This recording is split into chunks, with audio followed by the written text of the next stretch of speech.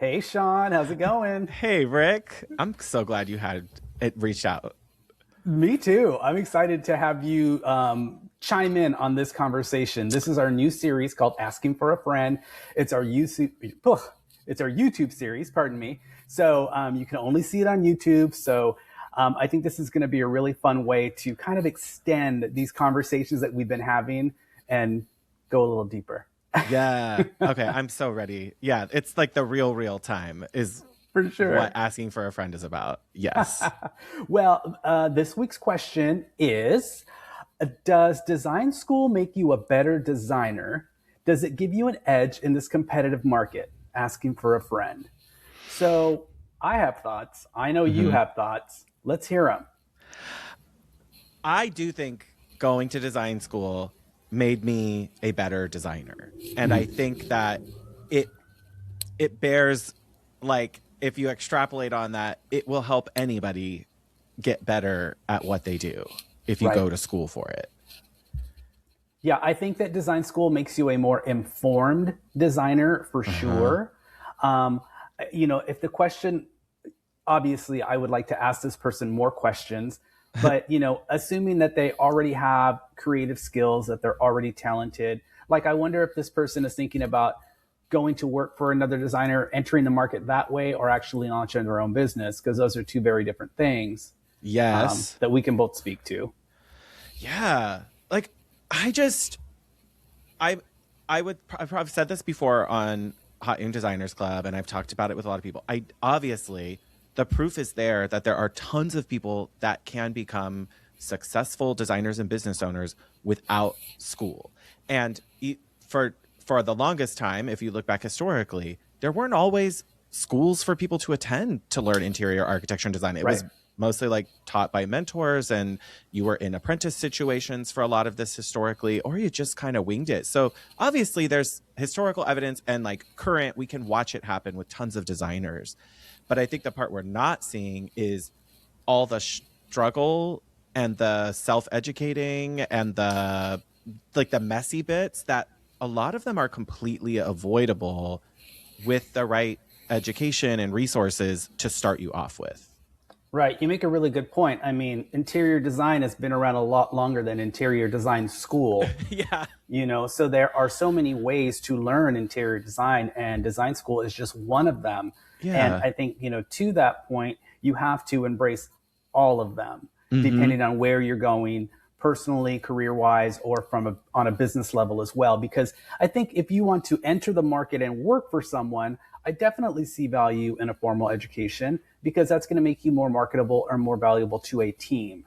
Yeah. Um, on that same note, I think that having that formal education under your belt is very valuable if you're going to launch your own business. It's the first thing I did when I knew I wanted to launch my design business. I knew I wanted to be an interior designer and I knew I wanted to have my own business.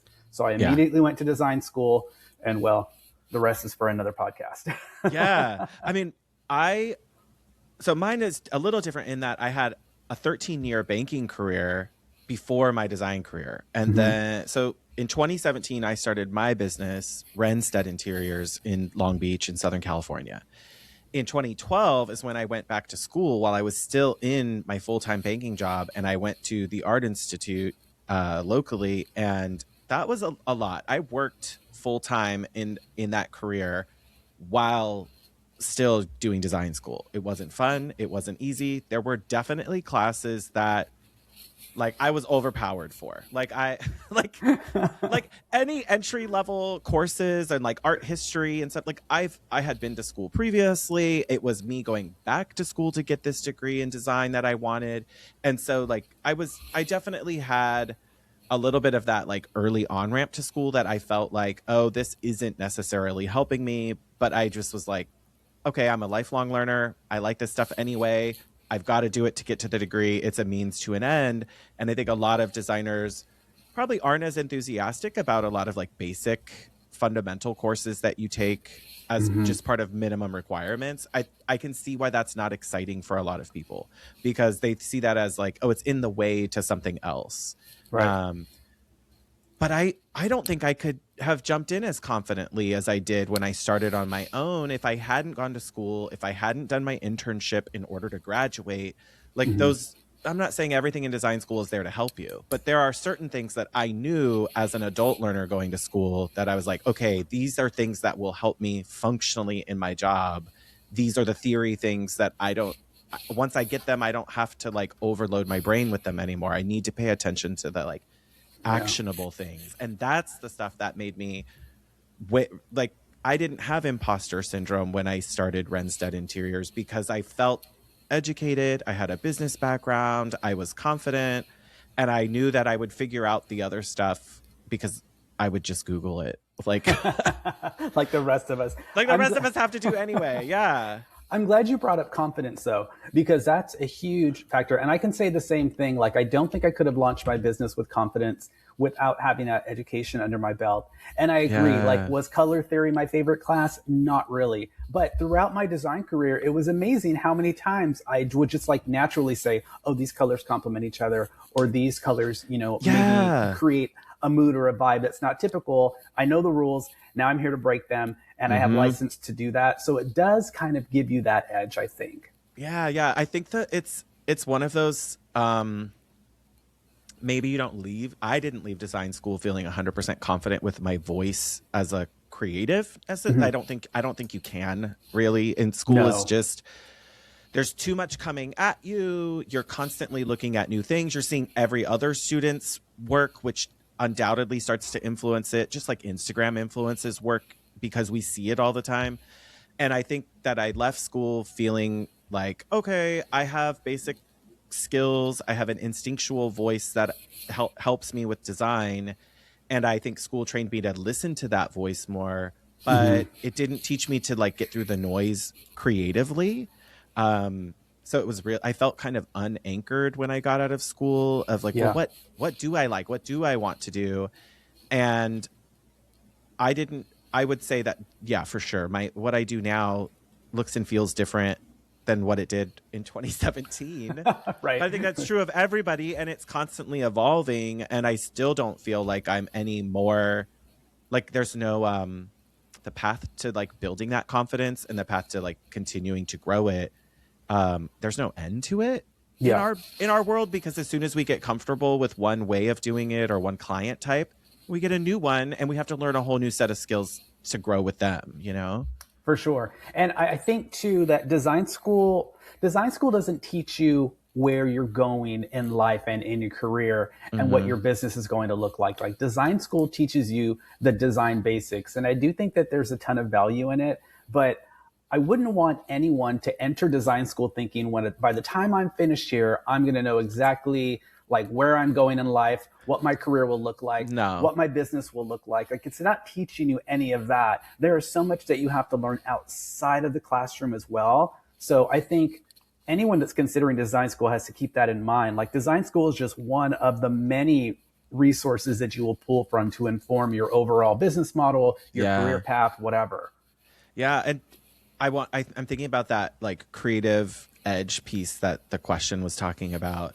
And I think it's whatever your thing is, whatever you're using that. I think just for any designer, I knew that school could be a competitive edge because I knew there were other designers who didn't have that background. But not every client of mine cares or reads anything. Some of them, I'll mention design school later and they're like, oh, I completely forgot you went to design school. Like, it wasn't a factor for them in deciding whether they would hire me or not sometimes. But I do know that the credibility building and having that is adding to decision making for people even when they don't say it. Yeah. So and the same way that they would say, like, if I knew you're in business for more than 10 years, that played a part in me filling out your inquiry form or picking up the phone. For sure. School, I think, does have a similar feel because people want to look for the proof. So when you tell them, oh, I went to design school, they can look at your portfolio and then they're going to see things that they'll attribute to your training or your education or like, oh, look how precise that is. That had to be because they knew. Doesn't mean someone else wouldn't figure out how to install that integrated refrigerator in the same way. It just, people look for that evidence of what you're telling them is your thing. So if school is a competitive advantage talking point you want to use as a business and build that into your brand about your education, the research, you know, the work you put into every project, build your story around how school did that and what it does in your design practice. Because I think most clients probably hear, oh, you went to school, but we live in most people majored in something they don't do now. So, so true. If you're going to make it credible, you have to you really have to show them how you got to lead with specifically works for you, because there's people who studied business administration and now they're doing something completely different. I think you like have to decide if you're going to lead with that as your advantage or not, or if you want to say, I'm like an amazing creative and I didn't need school. My brain just works this way. Then lean into that, because people are fascinated by that too. Oh, absolutely. And I think being transparent about that is equally as important as saying, yes, I went to design school, and, you know, making that a part of your messaging, because, you know, I know some of the most incredible and notable designers in our design community never set foot in a classroom. Doesn't make them a bad designer. You know, when I spoke with, Duval Reynolds on the podcast, he referred to himself as a business owner who happens to be an interior designer. And I think that's such an interesting statement. And I would encourage this person to ask themselves, you know, am I a business owner that happens to be an interior designer, or an interior designer that happens to be a business owner? And then based on that answer, you can make a decision, because you're surrounding yourself with people that are going to support you in ways that you are not at a 10. You know what I'm saying? Right. They're feeling like, you know, hey, if I'm going to lead with business forward, then my team has to be built around being creative forward, because I'm doing the other side. Correct. Or vice versa. Absolutely. For me, this is like maybe a hot take. I think there's a lot of designers who got into design especially the last like 10 years, but let's just say the last 5 years. Yeah. A lot of people got into design. There are a lot of new designers, maybe not all new experience wise, but we have a really flush market of interior designers, especially, you know, I'm in Southern California. We're inundated. You can Google and find hundreds of designers within a 25-mile radius of wherever you're at, in greater LA, greater Orange County. And I think that if you're going to stand out, it's, I don't know. You can't just launch with the I remodeled my house story anymore. Right. I just don't see it working for everybody. There's too many people who've remodeled houses in our area. It's too basic. Yeah. Everybody's done it now. And usually, I mean, sadly to say, usually most of those homes look a lot like other homes that people are seeing remodeled. So right. If you're, as a designer, going to start with something, pick what that is early. Pick what your advantage is. Is it style? Is it process? Is it your education? Do you have some sort of skill that you gained in another career that superpowers what you do now? And I just feel like I watch a lot of designers when they're starting out flounder with, how am I going to get the leads? I don't have the work. I don't have this, but then they don't know how to position themselves in front of people. And it is a hard sell if you don't have a portfolio and you didn't work somewhere else. That's a hard sell. So you really are going to have to find something to make it compelling for someone to want to work with you. They either have to love you or love your style, or you got to give them a reason to believe in you. Yeah, I think that forethought is really important, because I was just thinking as you were speaking, like, if you want to be a flipper, be a flipper. If you want to work mid-level, then focus on working mid-level. If you want to be high end, you need to know that going in. And if design school is going to support that model, then by all means dive in. But if you're like, I just want to flip houses for a living, don't waste your time in design school. It's probably not necessary. Spend your time on job sites with other investors, with contractors. There's better ways to get an education and to be informed in that specific area. So I think it's important to also know like where you want to land in the industry as far as design. Like if you want to do commercial or hospitality, you kind of have to go to design school. I agree. Oh yeah. You know? And most firms, like bigger groups, especially like commercial and hospitality, are, my school, their program was built around an NCIDQ certification. Like, you don't have to take the exam, but we're going to make sure that all of our degree requirements line you up to where that is a possibility for you and that you could move to that, which is valuable for many people. Sure. I would say not as much in residential. I would bet that most interior designers would probably wish that they could like take over for the architect sooner than they wish they could get someone NCIDQ certified on their team. Like they would pick a different talent or a different skill that's more valuable.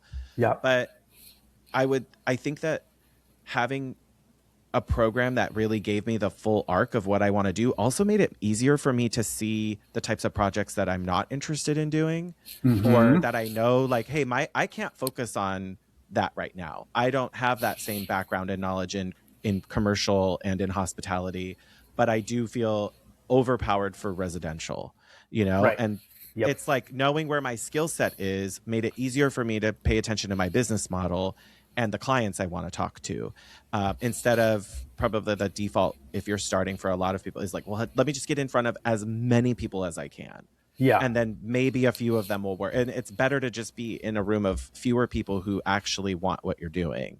I totally agree. And I will say that when I decided to go to design school, I knew going in that I wanted to do residential. And so I went in knowing that's what I was interested in, but I also went in with an open mind, knowing that I was going to learn a little bit about commercial and other areas of the industry. And that education really reinforced that I should be doing residential and that I should not be doing commercial.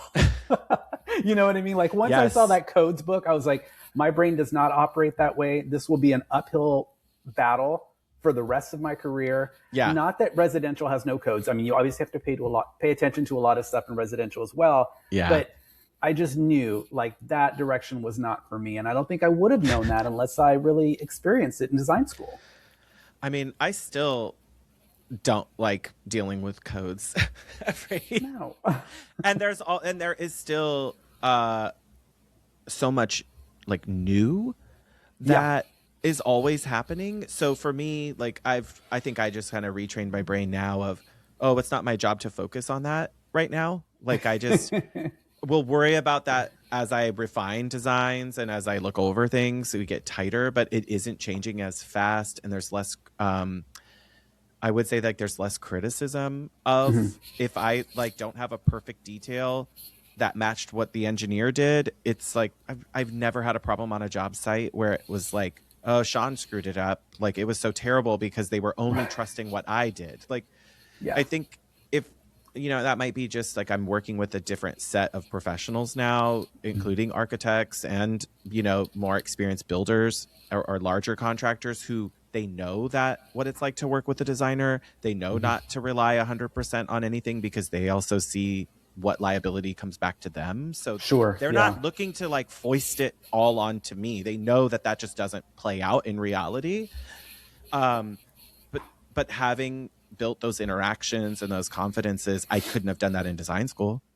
Right. That's a perfect example of what you have to learn on the field. Like you need to learn that synergy between your builder and your architect, your contractors, who's responsible for what. Like you said, they know you're not bringing them structural drawings. It's not your lane. And they know that. And that's something that, obviously you learn that in school, but you really learn it out in the field as well. Yeah. I'd really love if somehow designers could all get a really solid education in negotiation.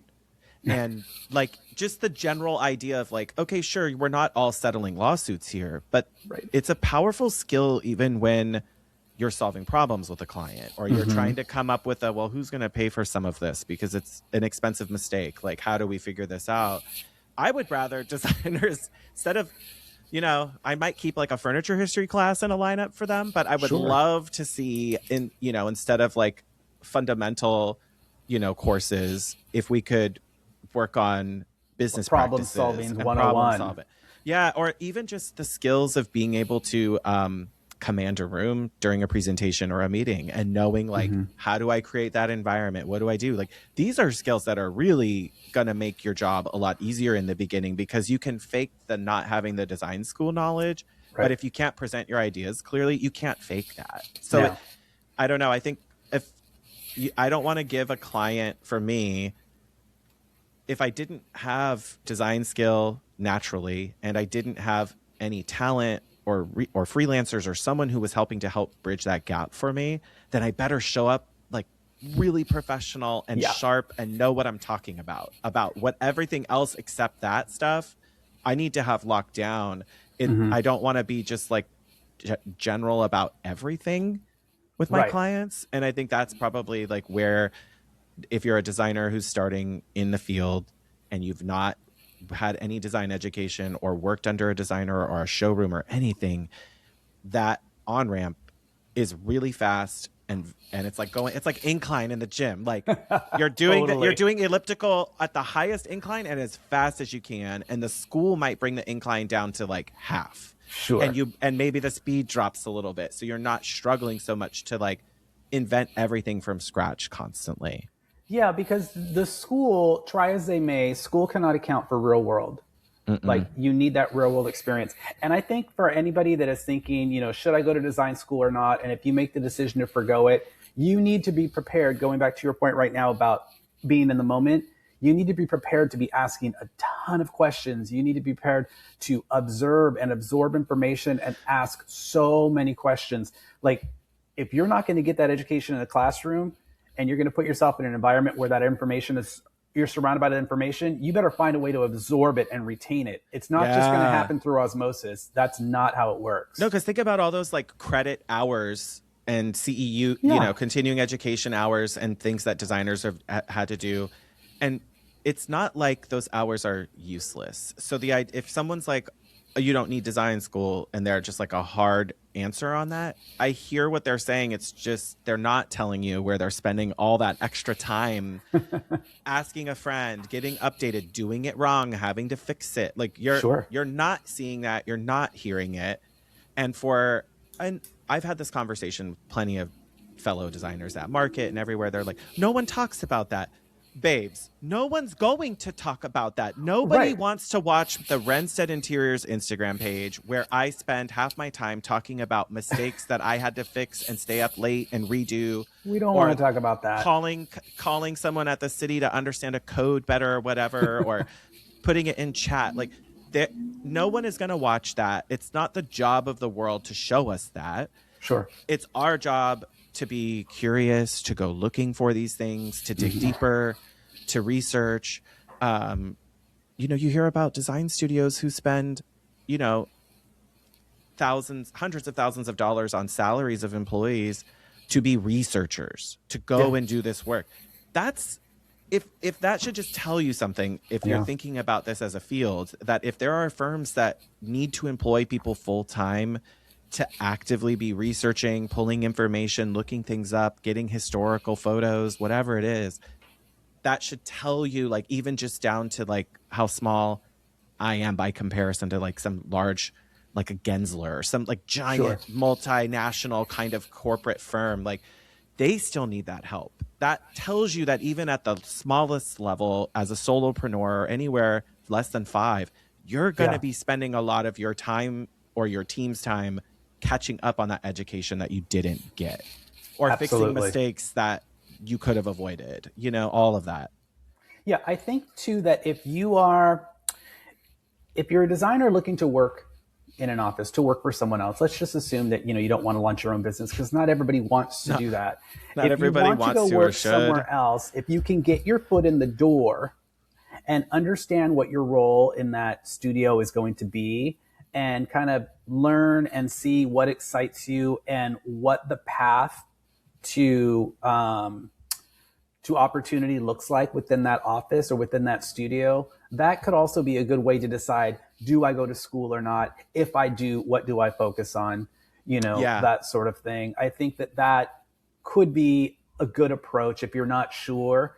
I don't think that you're not going to get your foot in the door without a design education, because it's kind of like that weird moment where they're like, some design studios want you to have an education and some prefer that you don't, so that you don't bring any bad habits in. Yeah, they can start you from scratch essentially. Yes. Yeah. And then over time decide, okay, listen, if I want to elevate my role within this studio, this is what it looks like to be a junior designer, to be a lead designer, to even be a partner. This is the type of education that they have that help get them here. And these are the requirements. And now I know what to go out and get, so that when you go out to get that education, it's a little bit more informed. Yeah, I think you could even do that now if you got on like the Business of Home job board, or, anywhere where you're seeing design jobs or, looking for those. I think common trends I see in most listing, like employment stuff, and I don't know about you, but like CAD continues to be a major player. Sure. A lot of design firms. I feel like school is like that. And even though there are other programs, like there's a billion of them now that do it, I think it's a standard for a reason for a lot of companies. And they're probably like, if you're like me, I was trained in AutoCAD. Yeah. So I want to be able to speak a similar language to anyone who joins my team, or like have access to things. And I don't need to be in there messing with the plans if they're in there, but I do like to have a language that I can speak and like understand with them and help them solve some problems along the way. And I think that there's probably, and this has just been the anecdotal evidence from a lot of designers talking to me about who they're hiring. I think that's kind of I'm just going to say, like, it is kind of the fun part about podcasting and being in the industry is we have a really big bench of anecdotal evidence to draw from, and we start hearing patterns before people start hearing us talk about them. Sure. And one of them is like, I've heard from so many people who are trying to grow and expand their teams and hire, and it's like, okay, you don't need design school. Some of them didn't have it, worked somewhere else. Some of them do have design school, but like the skill they really need is someone who can just literally pick up the phone and handle things with vendors. And school does not prepare anybody for that. And I would say generationally, if you are young now, coming out of school at like 22, if you went to say design school right after high school, 22, 23, you're graduating, you probably haven't worked a lot of service-based jobs where you have to problem solve and get on the phone constantly. And like, if you still have trouble picking up the phone to schedule an appointment with the doctor or fill a prescription, you're going to hate this job. Like, you're going to hate it forever, because we have to constantly pick up the phone with no knowledge, no background. Yeah. Just, I need someone to help me figure this out, or help me solve this issue, or how to help me. They're still charging me sales tax on my wholesale account, and I need to get this fixed so I can place orders. Like, that's a lot of our energy is spent being able to do that. And if you look down at your phone and a client's calling you and you just are like, oh God, I have to avoid that, you're never going to make it. Like, you can have your bad days or your bad moments where you don't pick up the phone. Sure. But this is a job where you pick up the phone to solve problems, where you talk it through quickly. An email is usually the longest and hardest way of getting to an answer. Like, it just slows the works. And I feel like there's a lot of other skills that you would need to have to offset education, professional training, transferable job skills.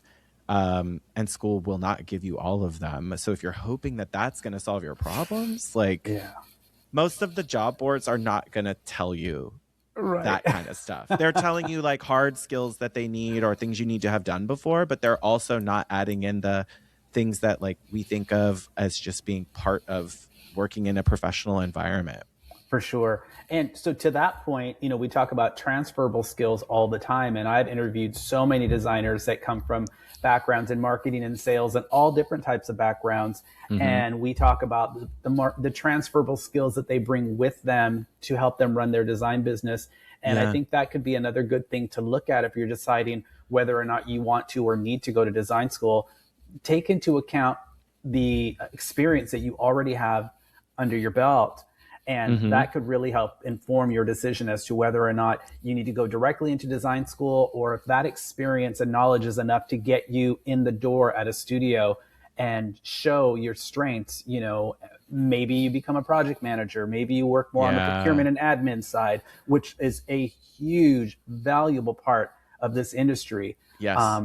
That doesn't necessarily require a design education or degree. Yeah. You know what I mean? I think most, if you've been, a principal or senior and you've really had a heavy role in like either your own firm or helping another like studio owner really like you take the lead on a lot of stuff, you're in a unique position at that point. And if you've had a lot of these corporate careers, I know so many designers who what they really need is they need a studio director. Yeah. They need a COO because they're looking to grow. Like they need an operating officer because they're trying to expand into partnerships or product sales, or what they really need are some of these like executive leaders who are career switchers to bring that project management, the people management, all of that other stuff.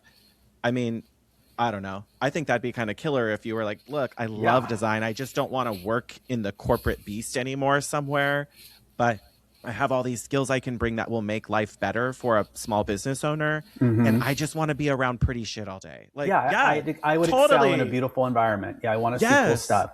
I want to be involved in this industry and the work that they do and see all of it every day and touch pretty things. And maybe you do get involved in projects a little bit. I know from plenty of designers who are like, oh yeah, our ops manager is at our meetings with us. They see this. They say, hey, didn't we just get this stuff in? Like you are still there, but the weight of it creatively and the like in the trenches work of making, elevations or renderings, that is amazing to be freed up from. And if anything, it creates more space for creativity because I would love a COO who could just sit down and do all their work without thinking. And then they have all this extra space to bring creativity and ideas and a really ambitious learner to a team. Like that, someone who could really do that is great, but someone who's coming in feeling under-skilled or under-experienced, they're going to draw most of the energy from me or a team for a while. And I don't think that most studios can support that type of energy for very long. Right. I'm glad that we went here because I feel like we've covered kind of all the bases, all of the variables. I mean, there is no answer. Whoever submitted this question, we're not telling you, yes, go to design school or no, don't. But I think with this, hopefully this will help that individual and anyone else that's listening who's asking themselves the same question. It'll give them some guidance as to, maybe I should take a few more things into consideration to help inform that decision better, because I think there are a lot of things to take into consideration. Yeah. It's almost like the reality for me would be that this isn't the question you should ask yourself first. It should be like so many of these other questions you ask. Do I want to be a designer? Am I a creative? Am I a business owner? Am I like, figure yourself out first and then ask if, you kind of back into, can you make a functional business that's profitable and sustainable with what I want to do or how I want to do it? I think it's the reverse equation is like, where could I see myself fitting somewhere with what I already have, and would I like that job with my skills I have now? If the highest you could ever achieve based on experience is design assistant and the pay is just not going to work, or that there's not room for growth with that, then maybe you need to look at what other skill sets and where else you could be instead. I mean, I also would say I watched a lot of people leave their own design studios to go work as reps and vendors. Like there are a million career paths out here. So you don't, it's like there's going to design school is just the smallest part of this question. There's so many other questions that it's about you knowing yourself. I think a lot of people are looking for confidence or they're looking for a leg up. And I think the confidence and the leg up isn't going to come from design school. It's going to come from what you know, what you've learned, how you can be in a room. Like those are going to be listened to first. And then, at some point when people need to start seeing the results, that's where you're going to say, gosh, design school could have helped me with getting that. But there's so many other steps before that you have to figure out. So well said. I knew you would be so good for this question. I knew it. I'm so glad. I'm so glad you reached out. I think this is a really cool idea to get like some more real-time conversation about a specific issue. And I kind of hate that we ended up in a it depends answer. But like so many things in life. This is one of them. It For just sure. it does depend. Yeah. Well, Sean, thank you so much for taking the time. And everyone out there, I know we skipped introductions, but you should all know Sean already. Sean and Rebecca are the founders of Hot Young Designers Club podcast, which I love and you all love as well. And so I appreciate you taking your time from your busy design schedule and podcast production schedule to hop on this this video conference with me to share with everyone. Thank you so much for all the great advice and information. It was so valuable. Yeah, Rick, you know that I'm always I love being cheerleaded by you, but that Rebecca and I love cheering back for you. And thank you. I'm always happy to join the conversation and get a chance to talk with you more too. I appreciate it. And for those of you that are listening or watching, be sure to submit your questions. You can submit them online or you can email me directly from the website. If you have a question that you want to ask for a friend and get our opinion on, submit it now. Thanks, Sean. See ya. Thanks, Rick.